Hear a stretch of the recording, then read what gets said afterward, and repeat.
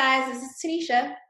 And I'm Tina, and we want to welcome you to a very special episode of Side Eye Chronicles.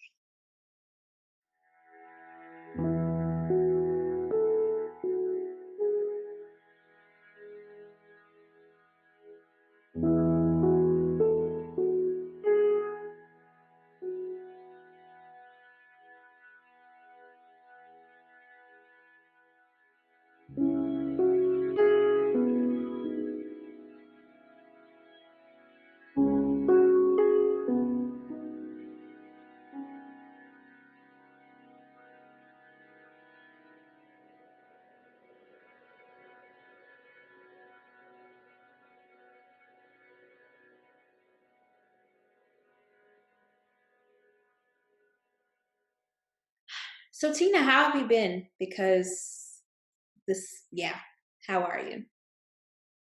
This climate is rough. Um, some days are better than others, but it's a struggle. It's definitely a struggle. How about you? How have you been handling Same, all of this emotionally? same. Thank God for therapy. But sleep has been the thing that I feel like has been impacted the most for me. Feels very optional. It's a tough time right now. Unfortunately, this is not new. But we definitely want to make sure that we are praying for our viewers, praying for our community, praying for the world, because this is a tough time, and we have the world's attention. And with that being said, we definitely want to take our time, our energy, and more importantly, the platform that we have to have a discussion about what is going on right now. Absolutely. So, guys, as you know, unfortunately, on Memorial Day, George Floyd was murdered at the hands of cops. And honestly, over the whole pandemic, we have lost too many Black lives. In a pandemic, that alone is just crazy. But we have lost too many lives at the hands of cops, and at the hand of racism. And so we wanted to have a candid conversation. It's a very real and raw conversation, with Tina and Tina and I wanted to have a conversation to really kind of talk about it amongst ourselves, but more importantly, continue the conversations in your households, and amongst those who are listening to us. So, Tina, you ready to jump in? Sure. Who knows? We'll see. Really, the first things first. How did we get here? You know what? Honestly, Um, I think police brutality has always been an issue. I don't think this is something that just reared its ugly head in 2020 because 2020 has been crap, and it has. But I don't think this is new at all. I just feel like now we possess the technology to expose the criminal behavior of those who swore to protect and serve us. Yeah, yeah, that is very true. I think what's so interesting, I was thinking about it in the sense of us growing up in the time that we did, us being born in like the mid 80s, and having our childhoods throughout the 90s. We didn't have as many of these moments, I feel like, in kind of our school years, you know what I mean? But I think the reason why we did not have that is not, like you said, it's not because it wasn't happening. It was because we did not have the technology, for individuals to be able to show and bring to the forefront the truth that is happening every day and has been happening for years. Mhm. And that's the part that it's sad, it's scary, because, in the past, folks have been able to live in bubbles. They've been able to be silent. Folks have been able um, to not care. Yeah. And at this point, that's not a luxury. It's not a privilege anymore. It is at the forefront of our minds and our lives. And I'm unfortunately, I'm not going to say I'm grateful for the fact that this is happening because no one wants this to happen. But I'm grateful that we have the technology and opportunity to ensure that we don't let things continue the way that they have thus far. Right. Yeah, I am not grateful about this occurring in the way that it did either. Too many of us have lost their lives, and I hate that. But at the same time, now I feel like we have America's attention. Yeah, Like, now they get it. yeah. Everything that we've been saying, because it's not like we haven't been crying out for years. We have. It's just kind of gone ignored, Mhm. and now I feel like, oh, they're actually it's actually coming to light because we're able to record these things, and you're able to actually watch someone's life being squeezed out of them. I think you touched on that something that's so important. I feel like the Black experience, the things that we've known about in our communities for years about how we've been treated by police officers, by systemic racism. It's like the moment we say it or we are honest about it, we our voices have been minimized. We become, they start to gaslight us, and it's like no more. Here is the proof. There are no conspiracy theories right now. No, this is truth. You can't hide behind a badge. You can't hide behind money. This is the truth. And micro and macro aggressions, no, they can't exist anymore. And honestly, that's why I feel that the protests have been so prominent the way that they are. Like, yes, I know COVID-19 and the pandemic and the fact that we have people's attention at this point. But I think the fact that so many people are there at the protest is because they're tired of the micro and the macro aggressions that have happened at their schools, at their jobs, at church, at the grocery store, while running. every every place that we exist in, every place that we step into, there is a element, or people have experienced elements of micro and macro aggression, and no more. We have as the saying goes, we have the time. Right. We're in the middle of a pandemic. We have the time. We All the have time. we have the time.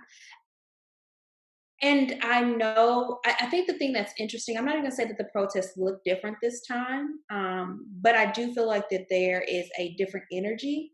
Now, I mean, 50 states of protesting, Yes.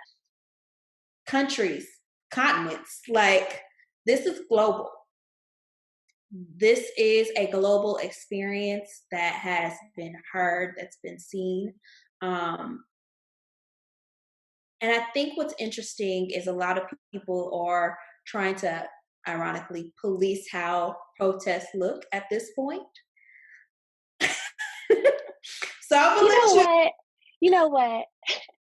People are angry and just, yeah, you're like, let me let you talk, girl, because I cannot. People are angry and fed up. Am I excusing looting behaviors? No, no. But do I understand what's going on? Absolutely. I'm not going to police anybody's reaction to racism, okay? Like, let's stop this. Let's address the root of the issue and not the reaction to the issue. Hello, that part. Hello, We're gonna that part. we're gonna I'm never going to be more upset about rioting and looting than I am about racism. a life, Right. life, like a human life. And why? Because you are afraid of the color of their skin, not the person. You don't know this person. You are afraid of the color of their skin. which is crazy. I'm sorry. Like, that is not normal. It's abnormal, people. How you can watch video after video after video of black men just being hunted down like animals and killed in the street and then left in the street. Some have been left in the street for hours, just Right. bleeding out. Like, and you're like, oh well, they must have resisted. Are you kidding? Yeah. Like, you don't want to understand. This is not about ignorance any longer. Like, you're choosing to be stupid at this point. And if the Bible has taught me nothing else, and it has, but if it hasn't taught me anything else, it's taught me to never argue with the fool. Like Proverbs 26:4 says, to not answer according to a fool's folly, for you're gonna become just like him. And I ain't no fool. So I'm not about to argue with y'all today. Like, at the end of the day, you're going to believe what you believe. If you want to stay racist, if you want to stay prejudiced, if you want to sit up and cry, all lives matter and blue lives matter. If you want to do all that, okay, I'm done because I'm not going to sit here and try to reason with someone who's unreasonable. Speak my truth and I will keep it moving. Yep, sure will. I think it's very interesting that all of a sudden people finally understand what the Black Lives Matter movement really means. I don't know how many times I've seen on Facebook, I get it now. Now I understand. Yeah, Why was the safety of a whole race race of people. Thank you, thank you. like jeopardize? Like, what did the safety of the Black community, what did that steal from you? Like, what?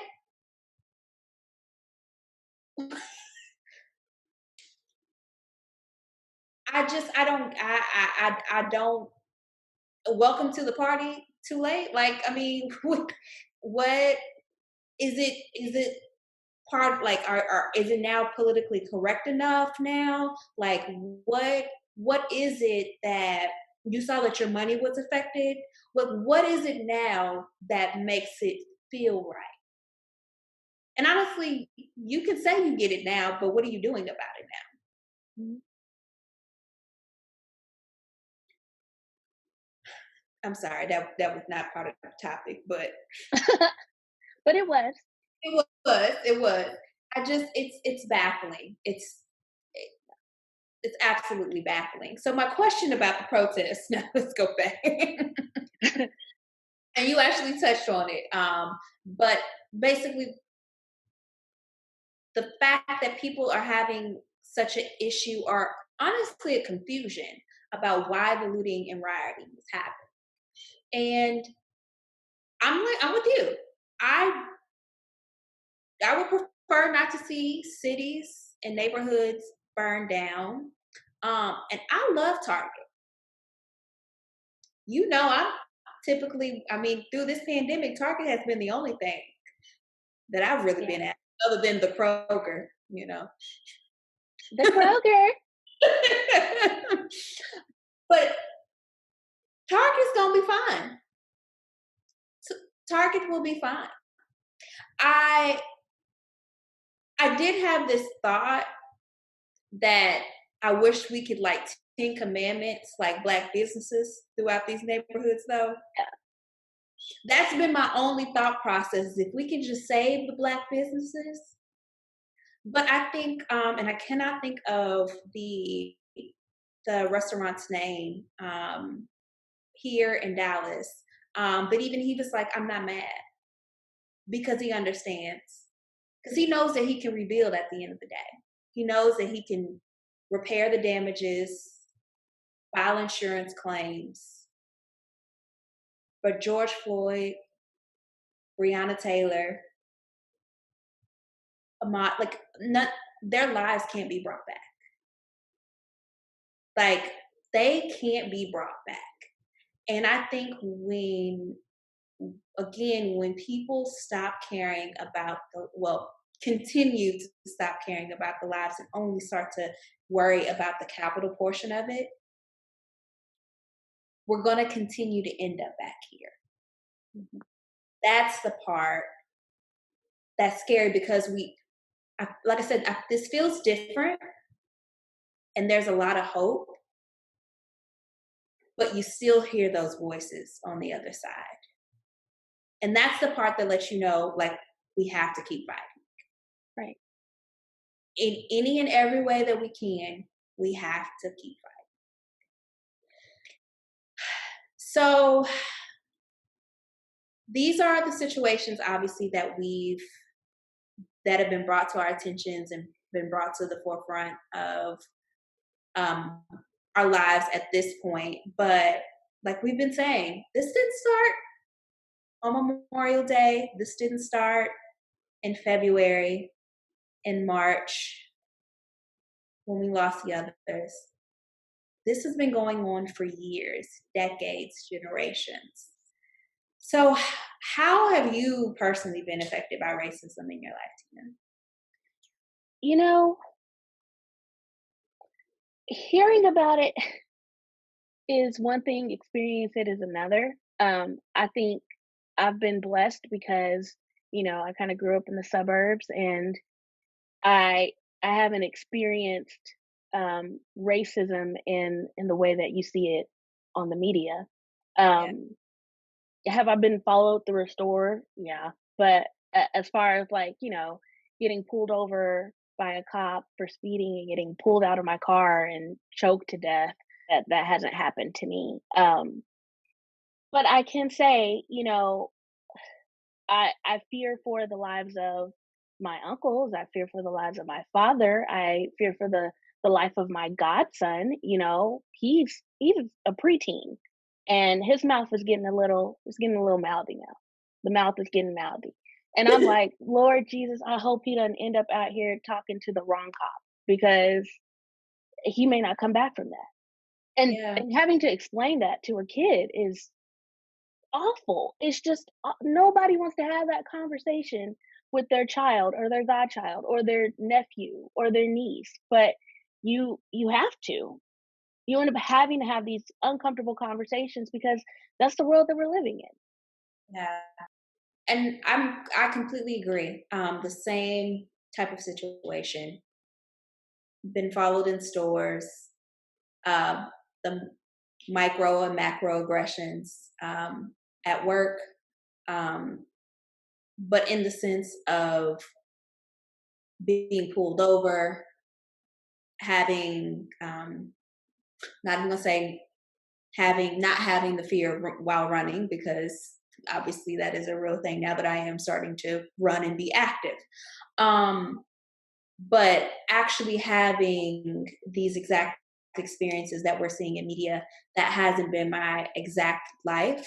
But I think that we all have to remember that if we're living in the suburbs, whatever it may be, there's an element of privilege, and we have to remember that.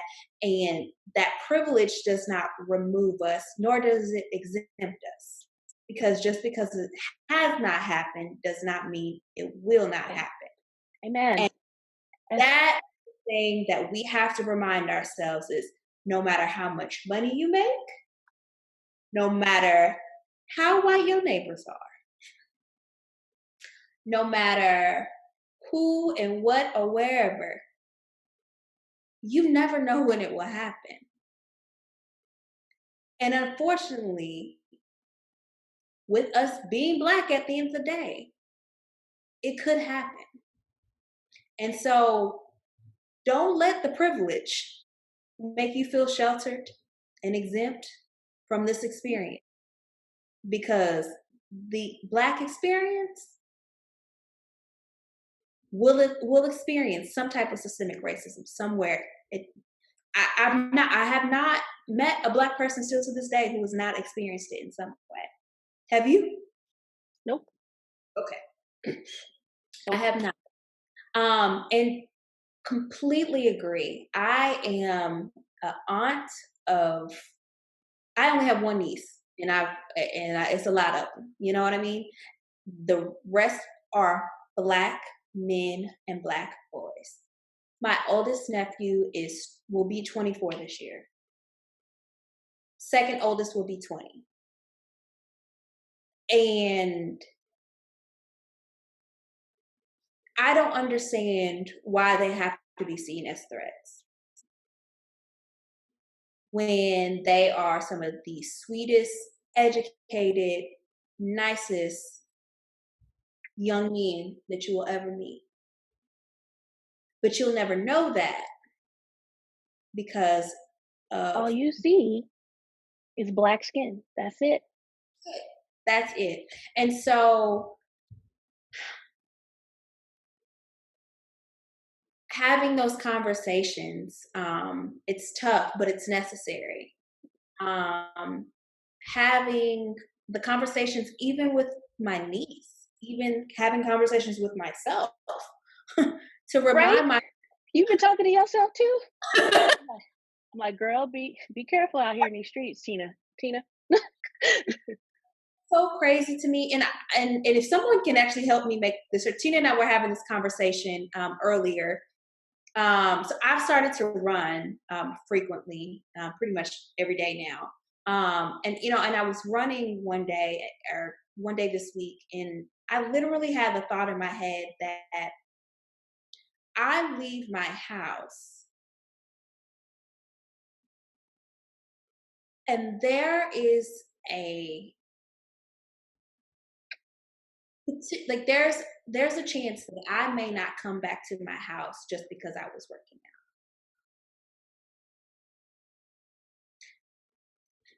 out. Just working out. And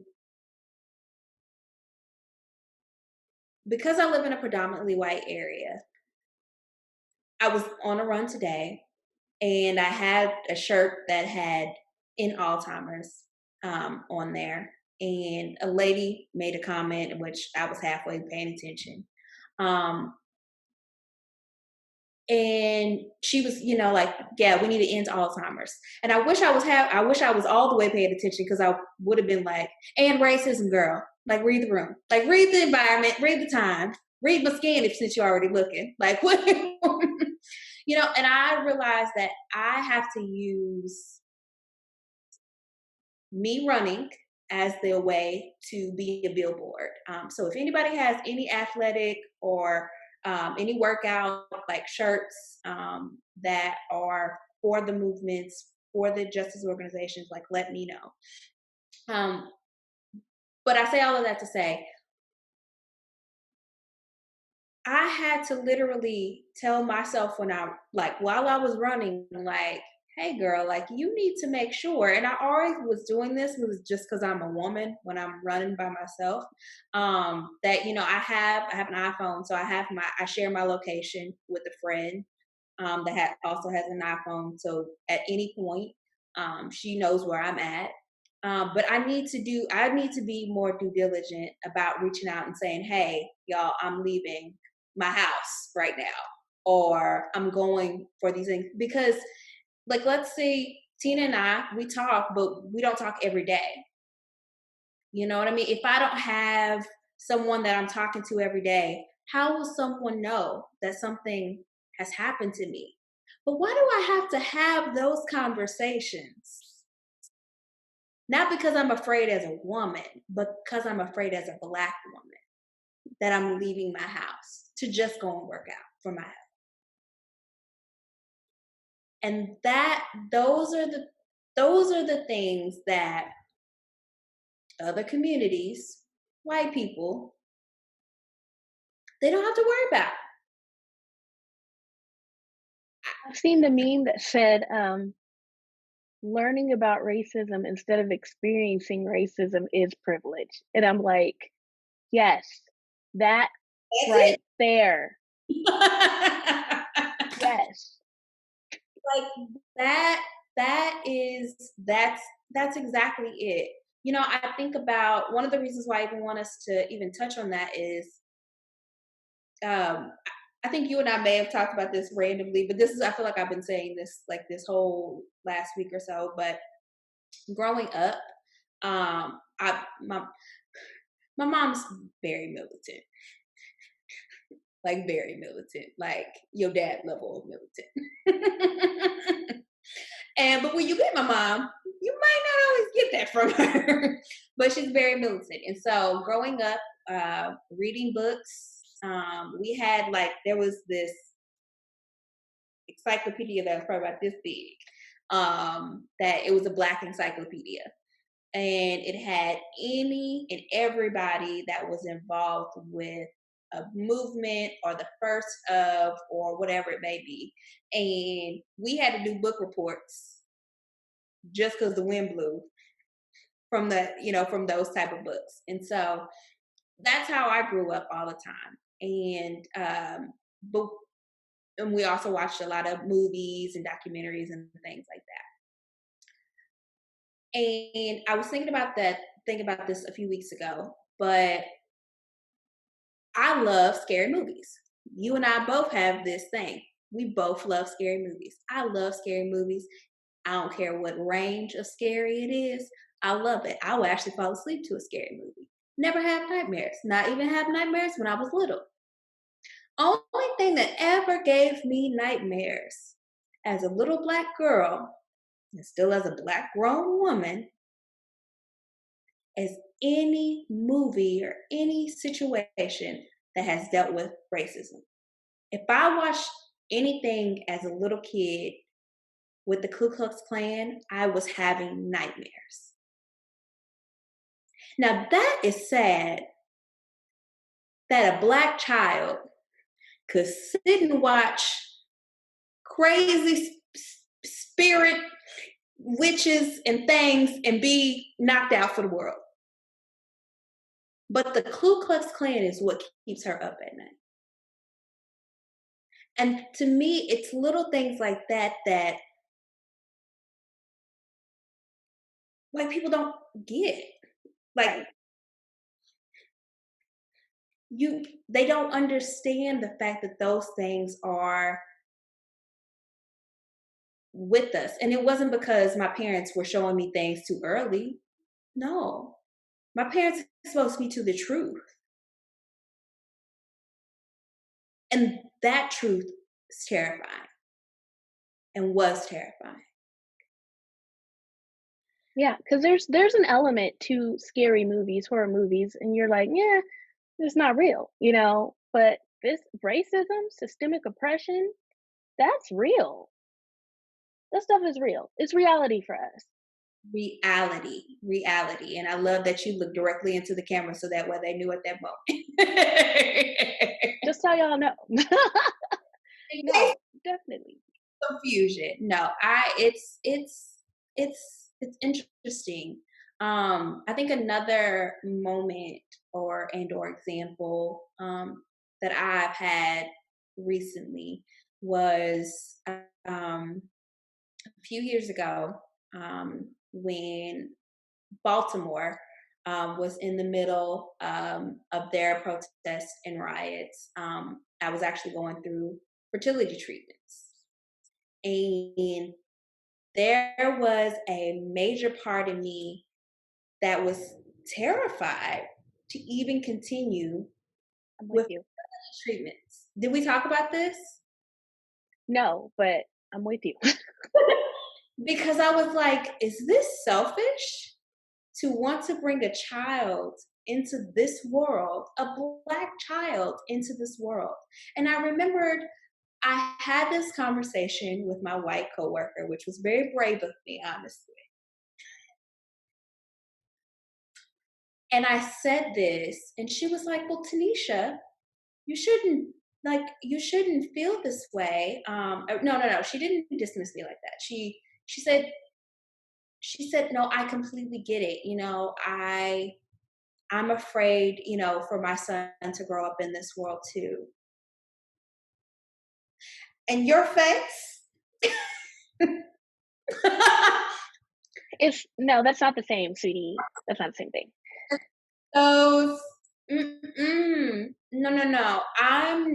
Not afraid to bring a child into this world because might understand the reality of this world. I'm afraid to bring a child into this world because someone may kill him because of the color of his skin in this. And I think that's the thing that people don't get in terms of systemic racism. It may not always be about the actions that you have personally felt. It's the realities and the thoughts and the conversations you have to have in order to exist in this world. I'm single. I am not married. Um, hint, hint, hint. No. This whole thing, and every time something like this happens, I'm like, thank you, Jesus, I'm not married. I can't imagine being in a covenant, in a union with somebody and loving that person so much as I love myself, and then losing them because a police officer lost his cool. A Yeah. police officer was afraid and saw a monster or Godzilla or whatever the crap they see when they look at black men. Like, and then my man, who I patiently waited for, y'all, for years. Like, don't Right, even get me started. lean back now. Hold on. Wait. He And hears you you. just Be real though. No, we said we're gonna be candid, so continue. yeah, Continue. like for years, and then in a blink of an eye, you take him away just because you don't like the color of his skin. Yeah. And then God forbid we have kids Yeah. and you shoot down my 11-year-old who's playing in the park because you're scared of the color of his skin. I legit was done with this system at Tamir Rice. Yeah. Oh That yeah. one, I was like, I can't. This America, I don't even know anymore. I don't know what's going on. Y'all done killed a baby. And the excuses is the part, like the reasoning, like the justifying, like, and you sleep at night. That's the part that is, it's baffling. It's baffling. And these officers are going home. They're on leave. They're getting paid. Like Breonna Taylor's police officers, they still haven't been arrested. And it's not a confusion about who they were. Right. We know who they were. And they still just out here chilling. Trayvon Martin's killer, what's his name? George Zimmerman? He's still out here, just breathing, just living. He actually got picked up for a DWI. I don't know if he's still in the Atlanta jail, but he was in, I think, But that had nothing to do with him killing. nothing at all. Nothing at all. He's just a bad person. It's just, yeah, the justifications, the excuses are ridiculous. Absolutely ridiculous. Even Emmett Till, the lady who lied on Emmett Till all those years ago, finally came out and said she lied. I mean, how outrageous. How completely outrageous. So we say all of this to say, where do we go from here? What do we do now? Not even where do we go from here? What do we do now? Because, like I said, this feels a lot different than the last few cases. And I know part of it is the pandemic, so meaning we have the world's attention. But even through that, I feel that even with some of the updates that have been coming through, even in the last day or so, the defunding the police in LA. I know Dallas is even, they have basically a call out to even defund the police here in Dallas. So there's been some movement. Um, all the cops. That actually rewind. That's the other thing. I saw one of the best tweets ever, and it's of course gone around a million times now. So who's to say who actually said it first? But it took all 50 states, multiple countries, on multiple continents to even charge all four cops. Oh, I'm sorry. In the middle of a pandemic, to even charge all four cops for murder. Not only that, a murder that was recorded, that you all saw. We all saw it. And you need a independent autopsy to tell you that? Let's not even talk, not even the actual autopsy that the coroner was supposed to do, but it took an independent autopsy to tell you. And then you try to throw in that he was positive for coronavirus. Nah, girl. Right. Get that out of here. We all saw it. Again. No, no. So we say all of this to say, what do we do now? We're in the height of things. While protests have, I'm not even gonna say that they slowed down, because protests are still happening daily. But what do we do now in the height? What are the resources? What are the things that we can do right now in the now, to continue these conversations, and continue to make waves really, in this movement. One, keep it at the forefront of your mind. I feel as though these things happen and then we kind of just become complacent. We get in a place of complacency and we go back to living our regular lives. And again, this year has been nothing regular, but let's not forget all of these lives that have been lost at the hands of police brutality. Yeah, One, continue to have the conversations, even with your white friends, with your white coworkers, some of you with your white family members. Continue to have those conversations. Keep it on the forefront of your mind yeah, because it can happen to you tomorrow. yeah, definitely. Until a change comes, and I'm hopeful a change will come, but until that day, let's just keep it on the forefront of our minds and be aware. Yeah, definitely. I agree. And a lot of times you may feel like you don't have, the right connections. You may not have, I mean, before all of this, I actually had multiple activists that were already my friends on social media, friends in real life. So luckily, even if I may not have been on the front lines of a protest, I knew where to go to be able to give and to, and to be involved. And so, there are a lot of options, for justice organizations. So follow them, and trust me, the follow is not the work. The like isn't always the work. I think we all have to understand that everybody's work within this movement is going to look different, and that part is okay. That part is completely okay. Some people, you need to speak with your money. You got money, speak with it. Some people, your voice, you may not be able to physically be out in the front lines. So your voice may be that. But keep using your voice, like Tina said, even once this has died down. Don't do it just because it's bad. Don't do it because it's the time. Do it because it's what you want to make sure that we're continuing to do, in terms of being able to get to a point to where systemic racism is a thing that we talk about for the past and not just in our current. Yeah.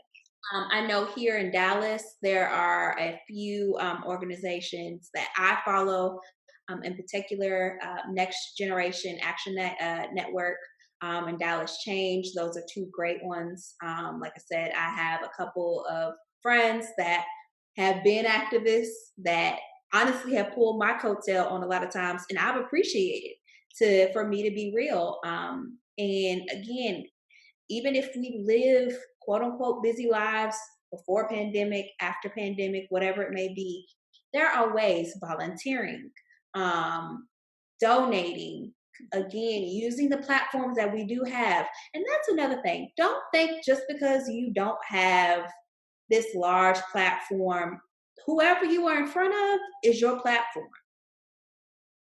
You know what I mean? Like being able to communicate and pass on things, like Tina said, to your white friends, to your white family members. And here's the other thing, just because they may be a person of color does not always mean that they understand the struggle. Let's be real. So maybe it's your multiracial friends. Maybe it's your friends who, their proximity white, makes them feel like they are untouched or can be untouched. Whatever it may be, Keep the conversations going, because we will get to a point to where we're going to be able to roam free again in the world. We're going to get to a point to where these murders aren't right now. So we have to remember that that we still have work to do. Another important thing, we need to stress it so real and true, because I don't know how we've gotten this far into this conversation without even talking about that raggedy president of ours. Maybe that was intentional. Was that intentional? I think that was Maybe it was.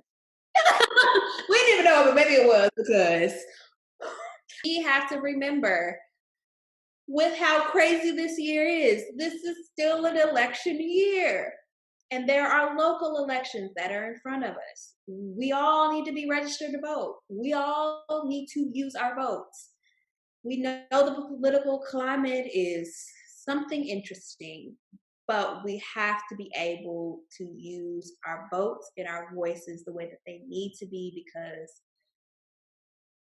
even once, prayerfully, fingers crossed, these people are put in jail for their actions, there's still more work to be done, because the first part of systemic racism is systemic.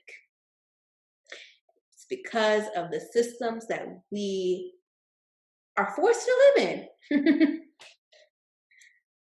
Forced to live in, that we're experiencing the things the way that we are. So we have to make sure that we do the work in changing the system, even on the quote unquote down times.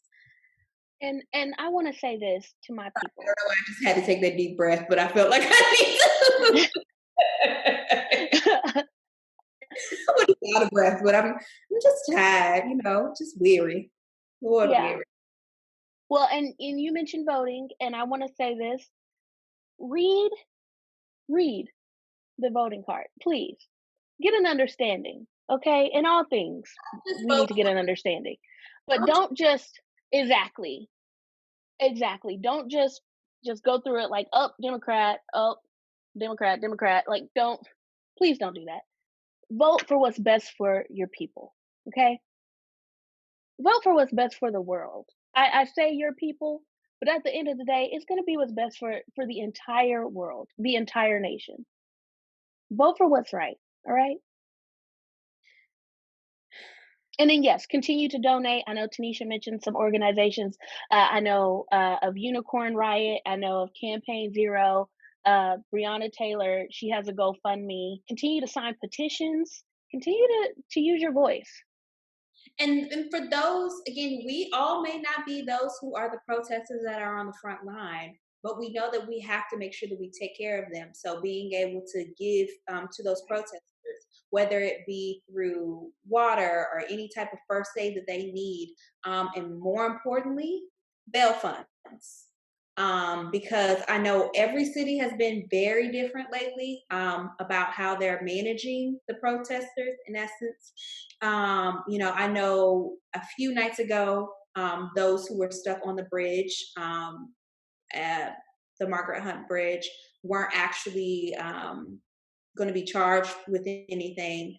But there are people who were picked up in those first few days of protesting, that do have pending charges.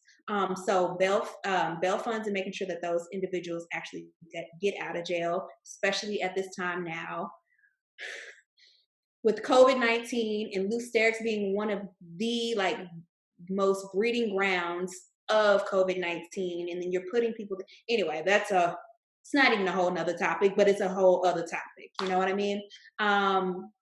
There are lawyers who are working pro bono, for those individuals.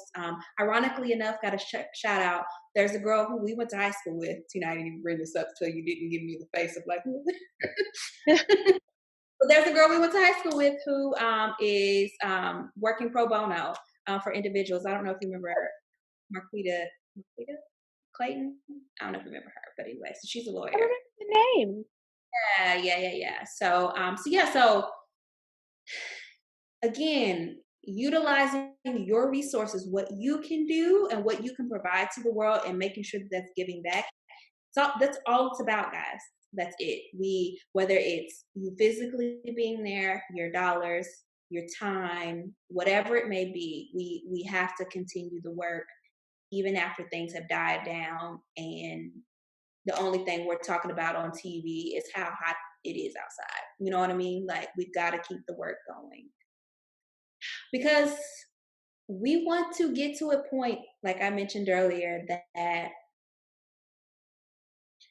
we are reminding the future generations of what racism was instead of what it is. And it's a high hope, right, Tina? A high hope. Extremely high. Um,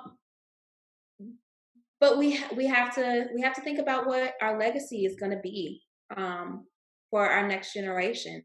I mean, I know our grandparents, great grandparents, grandparents, and our parents probably all hope that we didn't even have to experience racism, but yet and still here we are.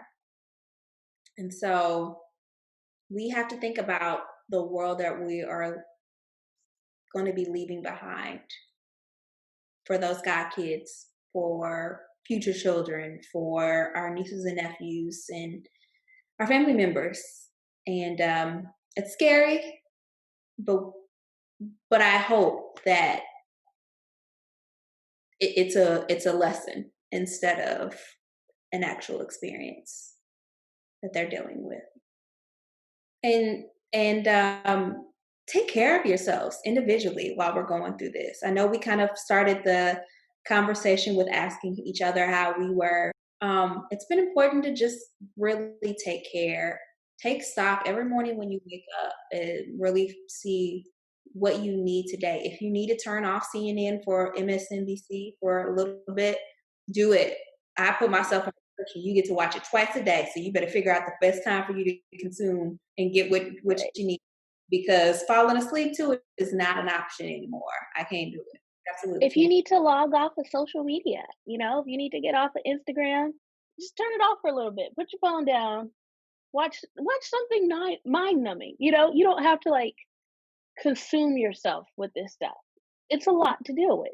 What I actually started doing just to kind of break the monotony up a little bit throughout, because even though I said like I only limit myself now of news consumption certain times a day, but even then you're like you said, you're still on social media and things like that. So I've been having to like intentionally like break up my time. So I've actually restarted the good place because obviously we are definitely in the bad place. That's where we are. I've restarted the good place, and those like 30 minutes or however long the episodes are, like, have been amazing. Like, and ironically enough, whenever I turn it on, I actually kind of allow myself to kind of relax. So I've been able to take naps like right after them or even during them, just so that way I can kind of catch up on sleep because again, sleeping at night has been very difficult. But yeah, So finding I restarted Bob's Burgers. that's a good one, because actually this past season I haven't even really watched it. Like, so I feel like I need to. That's a good one. After I finish the Good Place, I might do that. It's a good one. Very good. Yeah, guys, we have to protect our mental. So if you already go to a therapist, like be sure to schedule your appointments. Get sleep, eat. Don't forget to eat. Drink your water. For me, running has I've picked up a lot more mileage the last few weeks that I have in a while. Because I needed the mental clarity. Like I needed to just walk. And it's been important. So take care of ourselves. Because we have to keep fighting the fight, and we can't do it when we're broken completely. Right. So keep the faith in the fight. Ooh. Oh, I like that. I like that. Keep the faith and the fight. Yeah, we need to get that on a shirt. We do. Don't be putting that on no shirts and no mugs and stuff unless you get money back to a cause. Don't do it. Don't do. Don't be.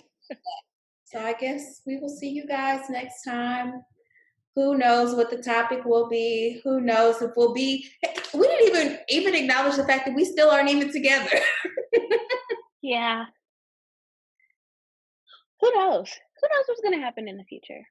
And when we recorded our last episode, we did not expect that we were going to have this conversation, but here Yeah. we are. And But so I'm about to pull like a Joe Biden and be like, we could not have this conversation. If we didn't have this conversation, we ain't black, you know? actually tell the people what you said when I hopped on the camera. I said she looks really militant, right?